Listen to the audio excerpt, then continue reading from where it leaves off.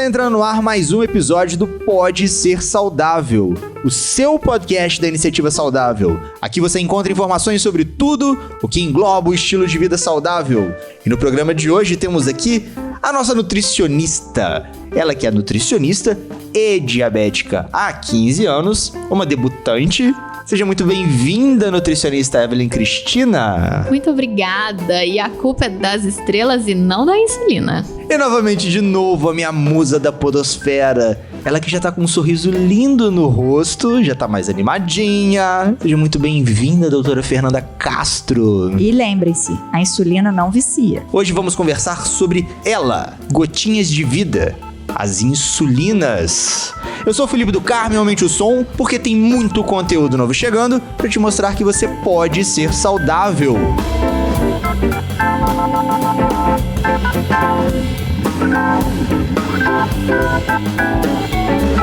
Então vamos lá, vamos falar sobre gotinhas de vida, gotinhas de amor, gotinhas de sobrevivência. Elas, as tão temidas, tão místicas, tão míticas, as insulinas. E aí, doutora Fernanda Castro, o que são insulinas? Por que o diabético, propriamente dito, precisa desse líquido milagroso, desse líquido de vida?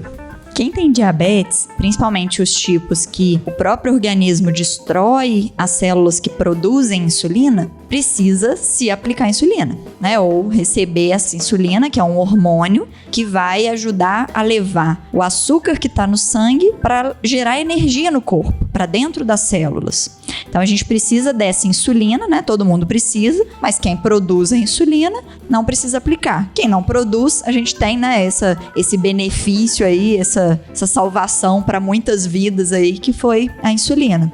A insulina vai ser importante para não deixar a glicose ficar tão alta no sangue e para conseguir levar essa glicose do sangue para dentro das células e a pessoa conseguir ter energia para fazer as coisas do dia a dia, para conseguir manter o peso, para conseguir ganhar musculatura. Então a insulina é muito importante para todo mundo. Então quem não é diabético já produz insulina? Isso, já produz insulina. E existem tipos de insulina? Eu já li alguns nomes diferentes na hora que você vai dando as aulas. Explica um pouquinho pro nosso ouvinte. A insulina base, assim, né, que seria a insulina que a gente produz, ela dura 2 minutinhos no sangue. Então, quando a gente aplica, por exemplo, uma insulina regular, que é a insulina mais próxima da insulina que a gente produz, só que ela cai direto no sangue. Então, né, a insulina que a gente produz, ou uma insulina aplicada na veia, né, quando a pessoa está no hospital, por exemplo, ela vai durar de 2 a 5 minutos. E por isso que teria que ter uma aplicação contínua de insulina, né? Uma liberação contínua de insulina. Como ninguém daria conta de ficar aplicando de 5 em 5 minutos, né? Umas gotinhas de insulina, porque a aplicação que a gente faz, assim, para aplicar na veia seria muito difícil a própria pessoa aplicar. Para aplicar no subcutâneo, que é a gordurinha da barriga, a gordurinha do braço, da perna, então a gente precisaria de uma aplicação muito frequente, né? Várias agulhadas ali por dia para conseguir esse efeito com a insulina regular. Certo. Né, para conseguir o efeito na glicose, na energia. E por isso foram desenvolvidas vários outros tipos de insulina, para conseguir fazer com que essas insulinas fossem liberadas mais devagar no corpo. E aí foram surgindo as insulinas NPH,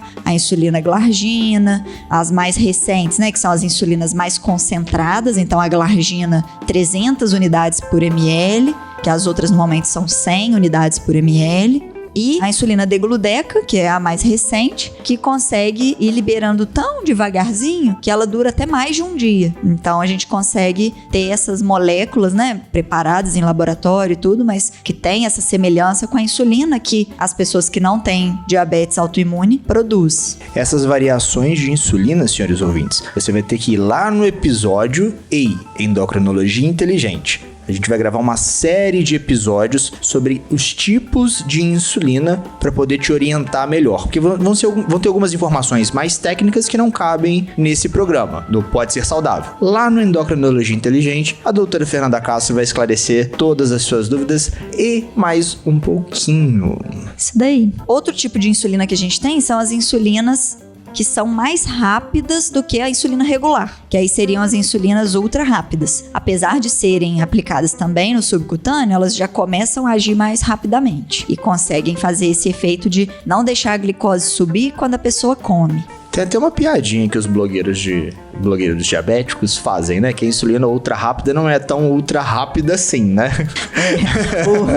No último congresso que eu fui, eles estavam lançando a insulina inalada, né? Aham. E aí eles falaram, não, gastaram o nome de insulina ultra rápida com a Lispro, com a Lulizina, Asparte, e agora não tem um nome, ultra rápida, né? Pra poder Super colocar ultra, no... né? Porque eu, como diabética, né, acho que a primeira impressão que a gente tem da insulina é que ela é uma coisa ruim, né? Porque você vai ter que se furar ali todos os dias quando você recebe o diagnóstico, né? Então você recebe a notícia de que você vai ter que se furar todos os dias ali pra aplicar essa insulina, já que você não produz mais. Mas hoje eu tenho uma visão completamente diferente. Eu acho que a insulina, ela é nossa amiga, é a amiga do diabético, porque ela te traz vida, realmente. Ela é um líquido que dá vida pra você. Se não existisse a insulina, não teria como a gente sobreviver. Então, assim, mas você tem que saber utilizá-la também. E foi o que a Fernanda falou, não é tão ultra rápida assim, né? Tanto que a gente recebe orientação de aplicar uns 15, 20 minutinhos antes de se alimentar pra ela conseguir ter o efeito dela, né? Se fosse ultra rápida, na hora que você estivesse começando a comer, você já poderia aplicar Aplicava ali, né? ali. E teria o efeito instantâneo, né? Rango pra que te quero, né? Exatamente. Então, assim, as pessoas veem como uma coisa ruim quando você descobre, mas é uma coisa excelente. Ainda bem que ela existe.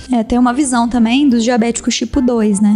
Que acha assim, não, quando eu precisar usar insulina é porque já não tem mais jeito, né? Porque eu já tô acabado. Mas não. Muitas vezes a gente utiliza a insulina, e mesmo em quem tem diabetes tipo 2, para conseguir ajudar a pessoa a dar uma melhorada para depois diminuir a insulina ou para depois passar para os comprimidos, porque a insulina, ela é muito mais potente do que outros tratamentos. Então, se naquele momento a pessoa tá precisando de insulina, vale a pena abraçar ali aquele tratamento como uma forma mesmo de viver melhor, e depois a gente tenta ir diminuindo a insulina ou trocando. Em alguns casos pode chegar até retirar a insulina? Sim, muitas vezes. Quando a gente consegue utilizar a insulina nos momentos certos, a gente consegue tirar. Agora, o problema que acontece muitas vezes ainda, mas antigamente acontecia muito mais, é porque a pessoa deixava, tá quase morrendo pra poder usar a insulina.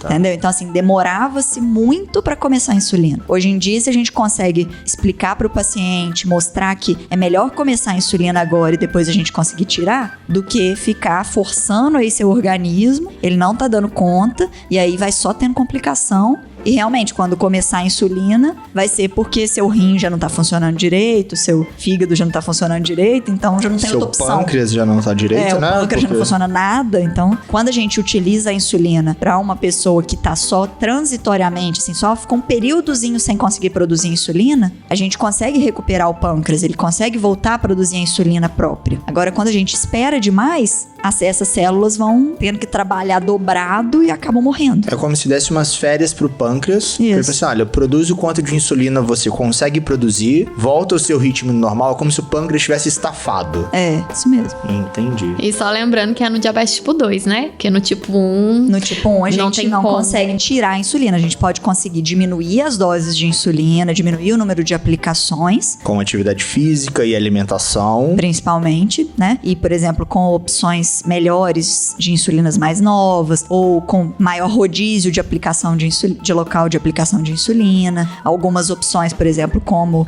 a infusão contínua de insulina, que é através da bomba de insulina. A gente consegue melhorar a absorção dessa insulina, a ação dessa insulina. Então, assim, a gente consegue diminuir a quantidade. Mas quem tem diabetes tipo 1 ou outros tipos de diabetes autoimune, ou é um diabético tipo 2, às vezes com mais de 20, 30 anos de diabetes e que às vezes esperou demais, né, para poder começar a insulina, realmente é muito difícil a gente conseguir tirar a insulina. Mas quando a gente consegue acompanhar direitinho e começar a insulina na hora certa, a gente consegue até às vezes tirar em quem ainda produz insulina. Uma pergunta muito recorrente e já antecipando, né? É um mito. Insulina vicia? Não, gente, a insulina não vicia. Na verdade, a pessoa pode vir a se sentir tão bem que ela vai sentir a necessidade de aplicar a insulina para poder ficar bem, né? Mas a insulina em si não vicia. O que o pessoal costuma pensar de que insulina vicia é porque muitas vezes espera-se tanto para começar a insulina que quando começa não consegue mais tirar.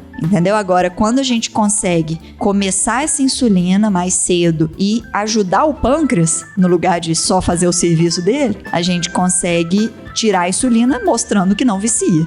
Entendi. Então a insulina só vicia para aquelas pessoas que querem ficar vivas. Para aquelas pessoas que não produzem insulina e querem ficar vivas, então realmente um vício em viver, acho que todo mundo deveria ter, né? Mas até continuando a visão da insulina, você falou de ficar bem, mas a gente também tem aqueles quadros, principalmente no diabetes tipo 1, das hipos e hiper. O excesso e a falta de insulina podem fazer bem ou mal, né? Assim, a gente vai depender do momento que você aplicar essa insulina, da quantidade, porque realmente pode fazer abaixar demais a glicose, né, o açúcar do sangue, ou não conseguir segurar esse aumento da glicose. Então, por isso que é importante ter esse contato bom com os profissionais de saúde, né, com o médico que está te assistindo, para ir controlando essa dose. Porque, né, assim, quem estuda sobre a insulina, quem estuda sobre as medicações, é a melhor pessoa para poder te orientar nas doses. Por mais que cada pessoa tenha um autoconhecimento, sabe? Assim, não, se eu aplicar toda essa unidade, vai me dar hipoglicemia. Então, assim, na maioria das vezes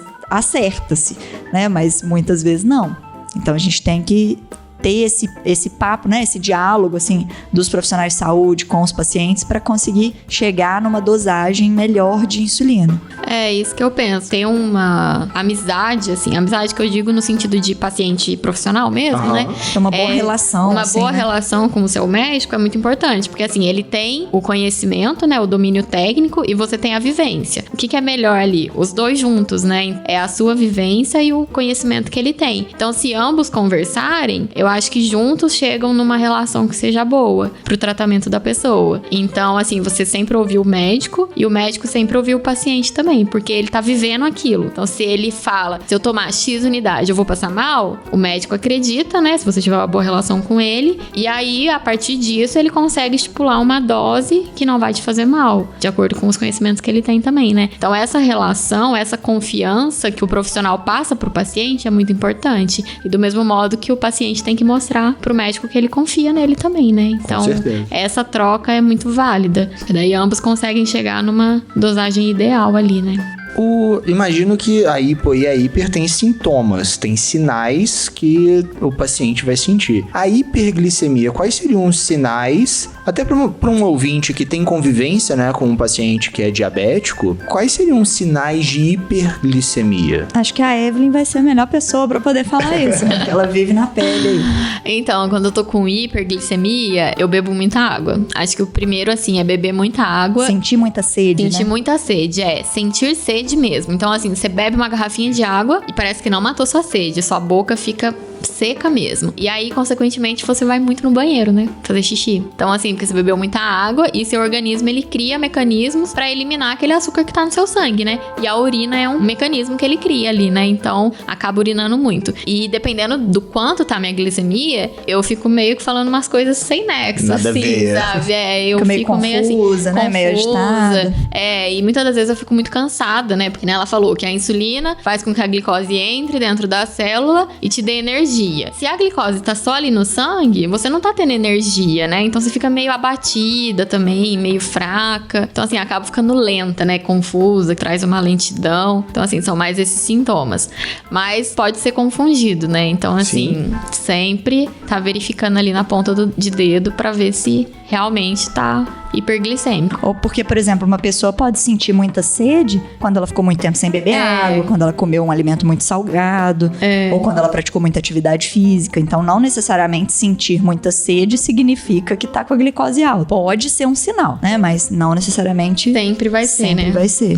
Esse seria o momento da formiga começar a aparecer no banheiro. Pensando principalmente em quem não tem aquele diagnóstico, né? Ou isso é um mito?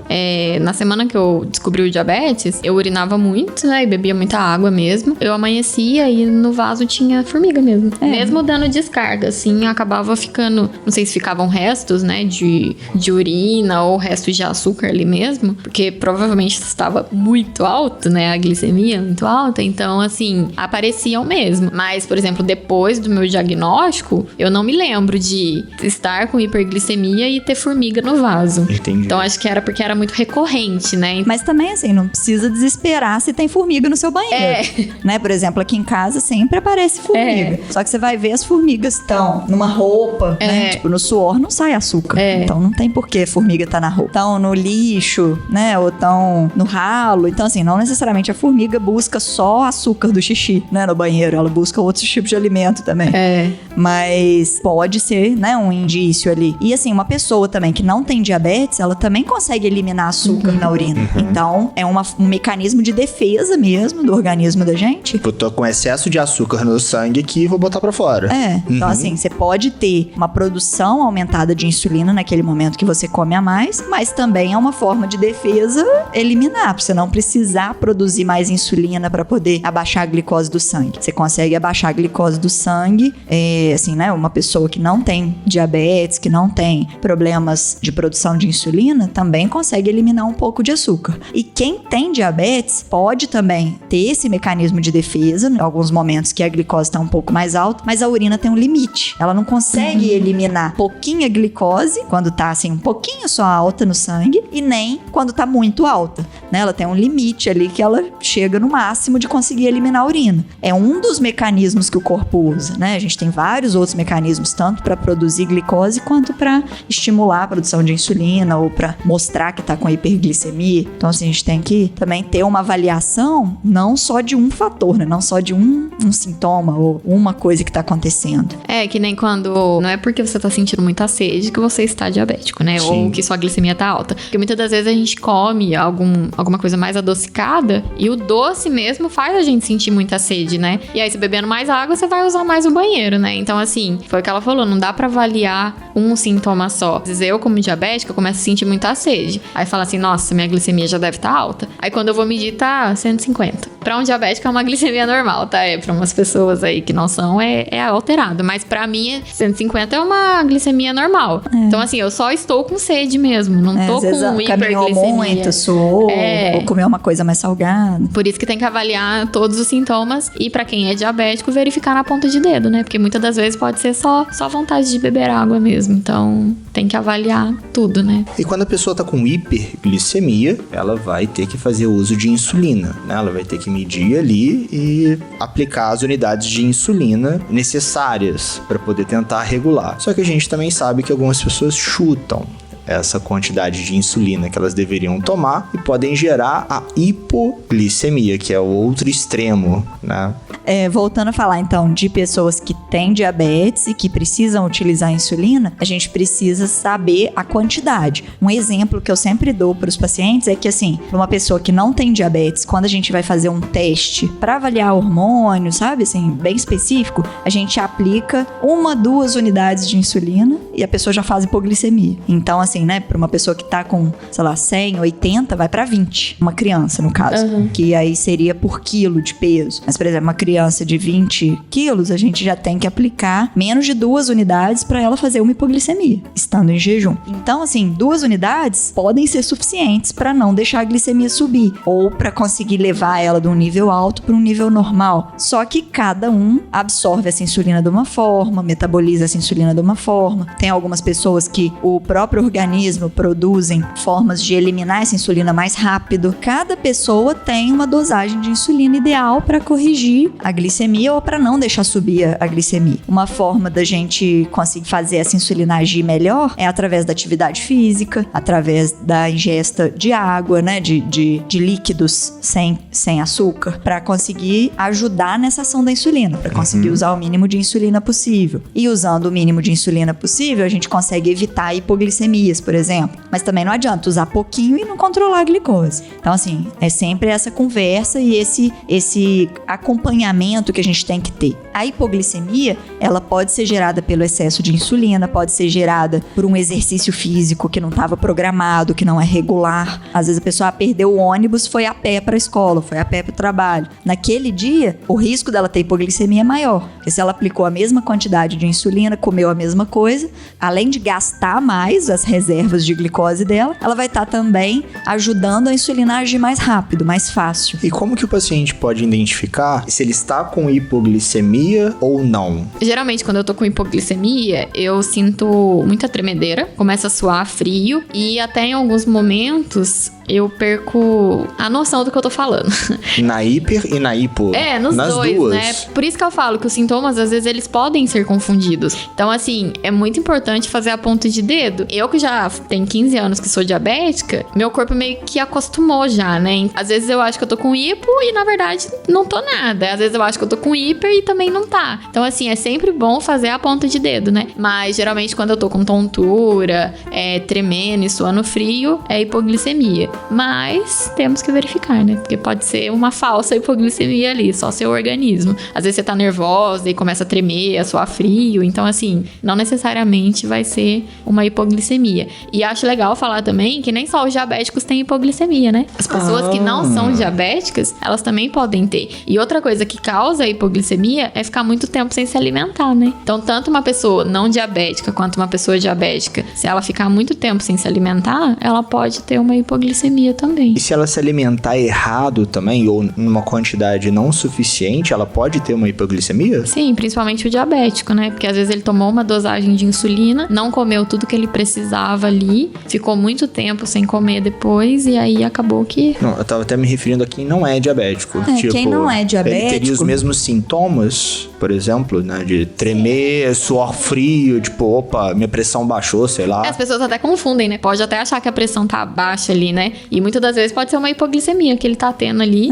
Na maioria das vezes, essas hipoglicemias em quem não tem diabetes acontecem nos adolescentes, quando tá nesse momento que tá crescendo, que o corpo tá precisando de muita energia para poder gerar o crescimento. Então, aquele adolescente que fica muito tempo sem se alimentar, é quase certeiro que vai ter hipoglicemia. Se ele tá gastando muito, né? Ele não tá com reserva. Toda a reserva tá sendo usada para crescer, para se desenvolver. E ele não come. Então, né? Fica muito tempo sem alimentar, vai ter hipoglicemia. E pode ter esses sintomas. Pode chegar até desmaiar e tudo. Isso por quê? Porque a gente produz insulina, né? A gente consegue manter essa produção de insulina. A gente tem um basalzinho de insulina ali que a gente produz, independente de comer ou não. Só que, ao mesmo tempo, a gente pode ter também hipoglicemias em quem está produzindo excesso de insulina por excesso de estímulo alimentar. Então, uma pessoa que come muitos alimentos com açúcar, toma muito refrigerante, come muito pão, muito arroz, muito biscoito, bolacha, tudo que tem muito carboidrato, vai estimular o pâncreas a produzir mais insulina.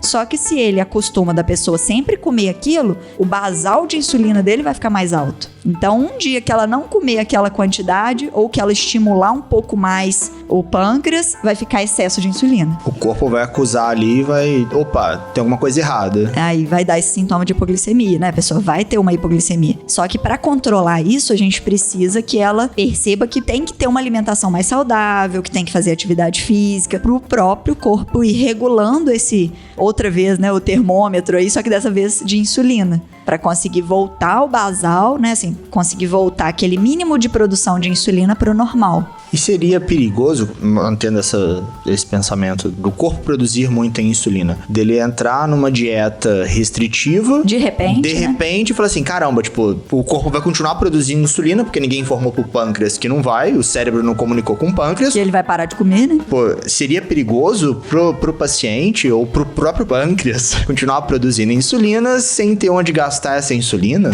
Sem ter a glicose, né, para poder colocar para dentro da célula como energia. Então, assim, é perigoso, mas o corpo, ele tem mecanismos de regular isso. Então, assim, ele consegue dar uma sacudida ali no pâncreas, ó, para de produzir insulina agora que não tá dando não, que eu não tô conseguindo produzir glicose, né? Então, assim, é menos perigoso do que uma pessoa que aplicou insulina. né? Porque a pessoa que aplicou a insulina vai estar ali no sangue, na gordurinha, vai estar sendo reabsorvida e não vai conseguir ser inibida. Agora, é arriscado, pode acontecer até de perder a consciência, mesmo numa pessoa que não aplicou insulina, a pessoa que está produzindo muita insulina. Então, por isso que o ideal é procurar ajuda para ir regulando essas coisas aos poucos, né? Procurar ajuda de profissionais de saúde. Entendi. E não ficar lendo, não ficar fazendo tudo que você lê na internet, né? Então, assim, quem quer mudar muito rápido de hábito, né? Acaba fazendo dieta maluca, acaba se matriculando na academia e morrendo lá, né? Fica todo dia. E sofre no começo, assim. E aí tenta mudar muito rápido, né? E sabe que isso não vai virar uma constância. Então, esse é um problema. Então, que nem naquele episódio que a gente gravou do poder do hábito, né?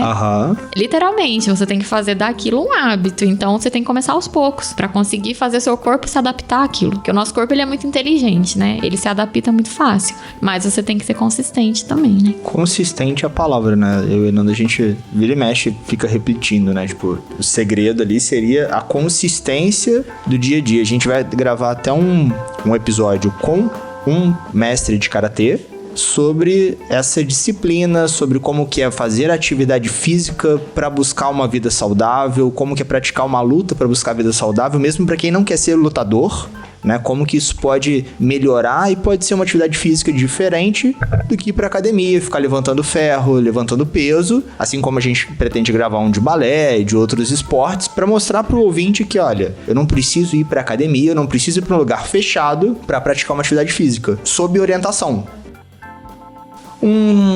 Voltando à ideia da dieta, você comentou em algum episódio pra trás, quando você tá com hipoglicemia, você tem vontade de comer o reboco da parede, né? Como que funciona bem essa hipoglicemia e esse reboco na parede aí? Então, eu vou falar como diabética, né? Uma experiência que eu tenho. Eu acredito que os diabéticos que vão me ouvir, eles vão concordar comigo.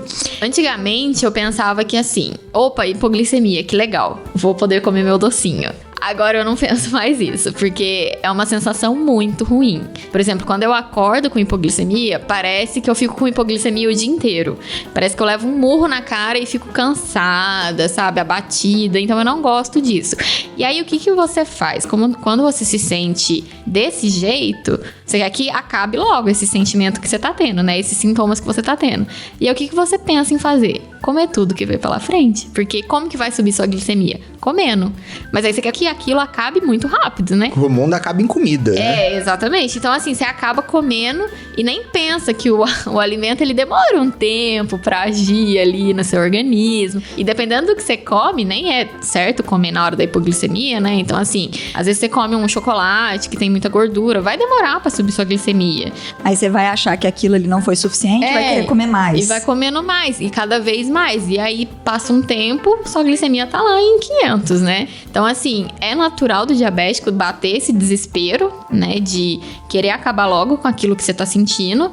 E é natural você querer comer tudo que você vê pela frente. Então, assim, tira a comida da frente do diabético, porque senão... Vira uma compulsão ali. Ele vai comer tudo mesmo, exatamente. Mas aí, pra não acontecer isso, né? Da pessoa ficar sentindo mal muito tempo, é ingerir alguma coisa de açúcar instantâneo mesmo, né? Então, ou jogar uns 3 pacotinhos daqueles de açúcar de lanchonete, né? De 5 gramas ali. Joga 3 pacotinhos de açúcar na boca, ou uma colher bem cheia de açúcar, num pouquinho de água, mistura ali e bebe, ou 200 ml de refrigerante, ou de suco comum, refrigerante comum, né? Que tem açúcar. Então, naquele momento, você precisa de alguma coisa que tem um açúcar rápido, pra você melhorar rápido, e aí você conseguir esperar os 15 minutos, né? Que tem a regrinha dos 15 pra hipoglicemia, que é você comer 15 gramas de carboidrato, e daí 15 minutos você medir a glicemia de novo, pra ver se já subiu. Agora, dificilmente a pessoa consegue comer só as 15 gramas de carboidrato se não tiver, né, assim, um autocontrole, um açúcar mais rápido,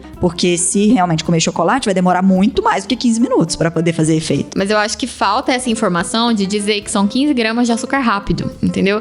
Porque se você fala 15 gramas de açúcar, eu posso comer meio pão francês, entendeu? Porque tem 15 gramas de carboidrato em meio pão francês. Mas aí você coloca um queijo dentro, você coloca um requeijão, uma manteiga, que vai impedir com que suba tão rápido, rápido, assim, sua glicemia. Então, se você passa a informação correta pro paciente, ele abre os olhos e muitas das vezes ele consegue controlar essa ingesta dele. Então, você tendo a informação correta, que são 15 gramas de carboidratos rápidos, né, de açúcar mesmo, então pode ser açúcar, bala, refrigerante comum, que nem ela falou, você consegue ver que em 15 minutos sua glicemia sobe e aí você pode fazer o seu lanche sem essa compulsão aí. Você come um lanche da maneira que você comeria se não tivesse com hipoglicemia, né? Só um asterisco pro ouvinte, quando a gente tá falando de hipoglicemia, não é necessariamente quando a glicemia tá baixando, né? Quando você tá lá em 90, você tava em 120, tá em 90, daqui a pouco você tá em 80, beleza, nesse momento aí você come um pão francês com queijo pra você regular a glicemia. Isso. A gente tá falando aqui quando você já tá lá em 70, 60, indo pra 50, aí você, opa, não, peraí que um pão francês não vai resolver. Isso. A gente tem as classificações de níveis de hipoglicemia, né? Um nível, assim, que costuma dar sintoma é quando já tá abaixo de 54. Por mais que o aparelhinho, às vezes, possa variar um pouco, às vezes mostrar um pouquinho mais ou um pouquinho menos, mas normalmente os sintomas acontecem quando já tá abaixo desse valor. E aí tem que ser esses 15 gramas de carboidrato rápido, né? De açúcar rápido, de glicose mesmo. E aí a gente tem várias formas. Tem essas que a gente falou e tem também, por exemplo, uns sachêzinhos de glicose. Não é sachê que o pessoal usa quando tá andando de bicicleta, né? Não é maltodextrina. Não. É sachê de glicose mesmo. Ou mel mesmo, Aquele né? sachêzinho de mel, você sabe quantas gramas tem? Bem pouquinho. Faz ideia? Acho que tem que ser 3. 3 ou 4. É. Só que o mel também não é tão bom quanto o açúcar, né? O melhor ainda é o açúcar ou o Glinstan, que é aquele líquidozinho, tipo como se fosse um melzinho, mas só de açúcar, sem a frutose. E outra coisa que a gente tem que lembrar é que a pessoa não precisa querer ter hipoglicemia pra comer um doce, pra comer um chocolate. Eu ia falar isso. Ela pode comer um chocolate, ela pode comer um doce. Se não for com tanta frequência, não vai gerar prejuízo pra ela. Agora, se ela quiser comer um doce todo dia, ela tem que aplicar a insulina de acordo com aquele doce. Só que aí ela vai ter que saber das consequências. Porque se a gente tá comendo doce, né, como qualquer pessoa, se come doce todo dia, chocolate todo dia, vai ganhar peso, né? Assim, uma pessoa que tem diabetes e que coma esse doce vai ter que aplicar mais insulina e aí esse doce, esse chocolate vai ser guardado ali na barriguinha, né? Então, vai ser usado como energia e se for em excesso, vai ser acumulado ali, né, armazenado. E eu acho que você deve ouvir bastante isso de pacientes que passam a tomar insulina. Eles falam que eles começam a engordar depois que tomam a insulina, né? Que tudo é culpa da insulina. Mas a gente sabe que não é culpa da insulina. A culpa é do que você come ali, porque daí você tem que tomar mais insulina e aí, consequentemente, você vai engordar. Mas não é a coitada da insulina que tá te fazendo engordar. É o que você tá comendo em excesso ali, né? Que faz com que você tenha que tomar mais insulina. Então, assim, tomar cuidado pra não vilanizar tanto essa insulina aí, coitada, né? Nem tem culpa da história e leva toda a culpa. Então, gente, resumindo, a insulina não vicia, não causa dependência. A insulina não é a culpada do ganho de peso. Né? Então, assim, tudo isso vai depender dos nossos hábitos, das nossas opções, dos profissionais de saúde que estão te auxiliando aí, né? Que estão cuidando de você, do conhecimento que eles têm, para conseguir te ajudar realmente a ser mais saudável, mesmo tendo diabetes. E ela ainda salva vidas, né? Pois é, a insulina é muito importante para quem não produz, porque ela vai ajudar a pessoa a viver. Se uma pessoa que não produz insulina não toma insulina, não aplica a insulina, o corpo não entende que não tá conseguindo energia por falta de insulina, ou até entende, mas não tem como produzir, né? Então ele vai tentando produzir energia de outra forma. Então ele vai quebrando músculo, vai quebrando gordura, vai atrapalhando o crescimento, por exemplo, de crianças. Então, assim, tem que controlar essa glicemia. Não pode deixar pra lá uma glicemia alta e falar assim, não, vai, uma hora melhora, né? Não vai acontecer isso, né? Assim, chega um certo momento que, por mais que você faça a sua parte, digamos assim, né, de ter hábitos saudáveis, algumas pessoas vão precisar usar a insulina do mesmo jeito. Agora, se você fizer a sua parte, fica mais fácil dessa insulina funcionar, você consegue usar uma dose menor, ter menos risco de hipoglicemia, por exemplo. Então, a gente tem que ter esses vários fatores, né? A gente estava falando da quantidade de insulina, né? Tanto para hipo quanto quando está em hiper. Como que o paciente ele descobre o quanto de insulina ele tem que aplicar? Ele tem uma calculadora mágica ali, ele conta as estrelas e chuta? Como que funciona isso na realidade do paciente, no dia a dia do diabético? Como que vocês sabem quantas unidades tem que utilizar? Então, existe, na parte da alimentação, existe uma estratégia que se chama contagem de carboidratos. Por que contagem de carboidratos, né? Primeiro, o carboidrato é o nutriente que mais impacta na glicemia do diabético. Então, quase que 100% do carboidrato que você come vira açúcar no sangue. Vai subir sua glicemia de qualquer jeito. E como que a gente consegue melhorar esse impacto do carboidrato? Cortando o carboidrato? Tirando da sua vida? Não tem como, né? Porque a gente sabe que o carboidrato é muito importante para todas as pessoas e que se a gente não consome carboidrato, o organismo vai lá e faz uma glicose a partir de outros meios ali no organismo. Ou seja, ele é muito importante, né? Porque se o organismo tem esses mecanismos, é porque realmente ele é necessário, ele precisa, né? Daquilo. Então, a pessoa faz o seguinte, ela começa a contar os carboidratos que ela tá consumindo, né, em gramas, então, durante uma refeição, e a partir disso, junto com o médico, que estabelece um valor de unidade de insulina para cobrir aquela quantidade de carboidrato que a pessoa está consumindo, ela consegue ter doses mais certeiras. Então, ela consegue aplicar uma quantidade de insulina melhor para aquela quantidade de comida que você está comendo. Então, isso evita casos de hiperglicemia e de hipoglicemia também. Só que, assim, vale lembrar que é uma estratégia maravilhosa, que traz muita liberdade para o indivíduo. Então, assim, se ele vai numa festa de aniversário, ele pode comer um bolo comum, ele pode tomar um copo de refrigerante, se ele fizer a contagem e aplicar a insulina, porque não adianta nada só fazer contagem e não aplicar a insulina, né? Mas também tem o ponto negativo, que é, às vezes o indivíduo ele fica tão livre, né? Ele fica tão liberto disso, que ele começa a querer comer diferente todos os dias. Então ele transgride muito essa alimentação saudável que ele tem e ganha peso.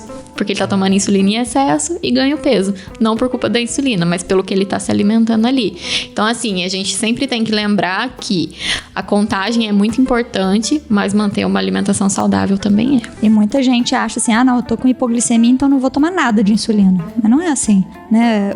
O que eu recomendo pros meus pacientes é diminuir, por exemplo, 2 unidades daquela dosagem, mas aplicar a insulina do mesmo jeito. Por quê? Porque você vai comer, né? E a insulina vai demorar um pouquinho para fazer efeito. Então, o tempo que você aplicar a insulina, comer, até ela fazer efeito, a glicose já está normal, né? Então, vai só mantê-la normal. Agora, em alguns casos, a gente tem indicação realmente de mudança de dose, mas aí isso é junto com o médico, né? Que vai determinar as dosagens ideais para cada momento, as dosagens para contagem de carboidrato, né? E a gente tem uns cálculos que a gente faz e a partir do peso do paciente, a partir da idade, a partir do que ele gosta de comer, por exemplo, né? A gente vai ter esses cálculos e o ideal é ter sempre esse ajuste fino periódico. Então, por exemplo, uma forma que eu consegui que muitos pacientes aderissem à contagem de carboidrato, alguns até sem saber contar carboidrato ainda, foi um aplicativo que a pessoa registra lá quanto que tá a glicemia dela, o que ela comeu e a partir de cálculos que o aplicativo faz, baseado nos dados que eu coloco lá de cada paciente, ele calcula e mostra pro paciente quantas unidades de insulina ele tem que aplicar. Só que nem sempre vai ser 100% certo. Por quê? Porque a gente tem que ter esse acompanhamento para ir regulando, para ir vendo, não, essa vez deu certo, essa vez não deu, ou o que aconteceu aqui que tava dando certo e agora não tá dando mais. Não, foi porque eu comecei a fazer uma atividade física diferente, comecei a ir a pé para estudar. Então, assim, a gente tem que ter esse contato para conseguir melhorar essa ação da insulina e evitar hipoglicemias, evitar hiperglicemias. E principalmente aplicar a insulina, que a maioria chama insulina de correção, né? Que é a insulina rápida, ultra rápida, antes de comer. Para a insulina ir junto com a comida, né? Então, a comida vai fazendo a glicose subir, a insulina vai segurando essa glicose. Porque se a gente sempre espera a glicose subir para poder orientar a aplicar a insulina, né? Ou a pessoa esperar a glicose subir para poder aplicar a insulina, vai ficar uma gangorra, né? Hora alta, hora baixa, hora alta, e isso é muito perigoso. Vira uma montanha russa, né? E também é legal ter esse acompanhamento periódico, né? Tanto com o endocrinologista quanto com o nutricionista, porque os alimentos, eles podem agir de formas diferentes no organismo de cada pessoa. Então, às vezes, um alimento que eu comi e não subiu tanto a minha glicemia, num outro paciente, pode ser que tenha um impacto muito maior. Então, isso é o paciente, junto com o endocrinologista, junto com o nutricionista, que vai percebendo. Que é assim, nossa, todo dia eu tô comendo isso, eu tô fazendo fazendo contagem e minha glicemia tá dando tudo errado. Tá super alta, não tô conseguindo. O que será que é? Então, junto com o paciente ali, você consegue falar assim, você tá comendo todo dia isso? Tô. Então será que não é esse alimento que tá agindo de uma forma diferente? É legal esse acompanhamento, as pessoas anotarem o que elas comem também, pra gente ter noção se às vezes é o alimento mesmo que tá agindo de uma maneira diferente no organismo dela. E isso o diabético, ele conhece muito, né? Quem melhor do que o diabético pra conhecer o que acontece com ele? Ele mesmo, né? Então, a pessoa ficando atenta a esses detalhes, fica muito mais fácil de... ajudar o profissional de saúde a te ajudar. A te ajudar, exatamente. Autoconhecimento de novo, né? Autoconhecimento. Já brinquei, já falei, qualquer dia a gente faz isso. A gente muda o nome do programa pra autoconhecimento.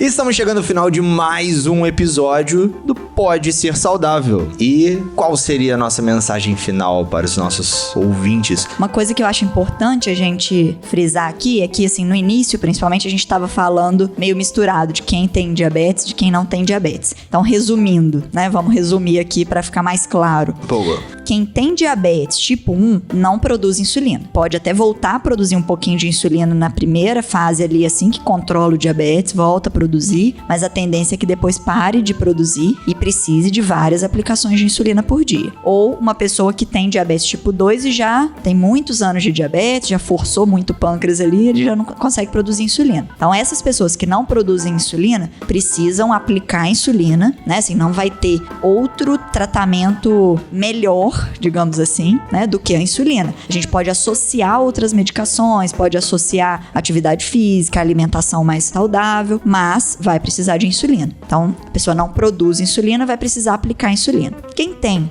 diabetes tipo 2 no início ou que conseguiu controlar essa glicemia ao longo da vida e não depende 100% de insulina, por exemplo, vai precisar manter também os hábitos saudáveis, só que vai precisar aplicar a insulina, vai precisar tomar as medicações, mas ainda consegue produzir um pouco de insulina. E quem não tem diabetes, o normal, né, seria numa pessoa que faz alguma atividade física regular ou que o trabalho demanda uma atividade braçal, uma pessoa que consegue comer um pouquinho de carboidrato, um pouquinho de verdura, um pouquinho de legume, um pouquinho de leite, um pouquinho de carne, né, consegue equilibrar bem a alimentação, ela vai produzir insulina normalmente, vai produzir insulina para conseguir pegar essa energia que ela comeu e guardar ali nas células ou usar como forma de energia para o organismo funcionar. Se ela ou fica muito tempo sem alimentar, principalmente em momentos da vida como a adolescência ou como uma pessoa idosa, vai faltar glicose, né? Então, assim, a insulina que vai produzir pode gerar, mesmo sendo pouquinha, pode gerar uma hipoglicemia.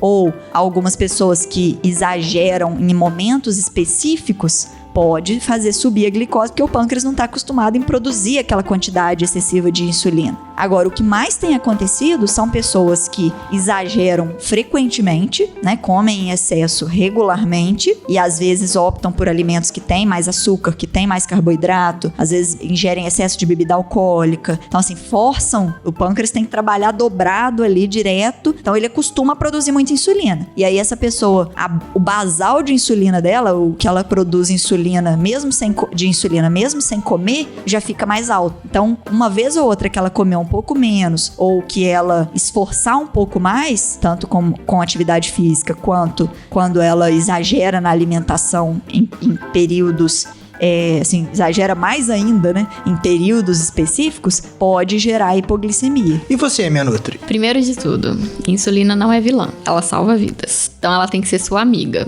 Você tem que saber utilizá-la. E da mesma maneira que a comida também pode ser a vilã em certos momentos, como ela pode ser uma auxiliadora, né? E não deixar pra comer seu docinho só na hipoglicemia, né? Comer de vez em quando pra matar a vontade e tomar insulina, que ela é muito importante pra gente, né? E pra quem quer ter um controle melhor, pra evitar esses episódios de hipo e hiperglicemia, sendo principalmente diabéticos, né? Podem fazer a contagem de carboidratos, que é um excelente auxiliador aí no tratamento, um dos pilares para o tratamento do diabetes. E já tá na lista de episódios para gravação, nosso episódio sobre contagem de carboidratos e leitura de rótulos. É só a gente agendar aquele horário e conversar com os empresários aí para acertar o momento do cachê, do passe. E minha mensagem final é sempre aquela velha máxima. Sigam as nossas redes sociais, iniciativasaudável.com, Facebook, Instagram. Escutem e compartilhem todos os nossos episódios. Muito obrigado, senhores ouvintes. Mais de 5.000 ouvintes já estão nesse universo saudável com a gente. E mandem para nós aquela sua foto praticando atividade física. Marca a hashtag qual a sua desculpa de hoje pra gente transformar esse mundo num lugar mais saudável, mais ativo, uma prática de atividade física melhor. Algumas pessoas já estão mandando e isso está sendo muito gratificante para elas e pra gente. Mandando ou postando e marcando a iniciativa saudável. Né? Sim. Melhor ainda. E no mais, aquele abraço!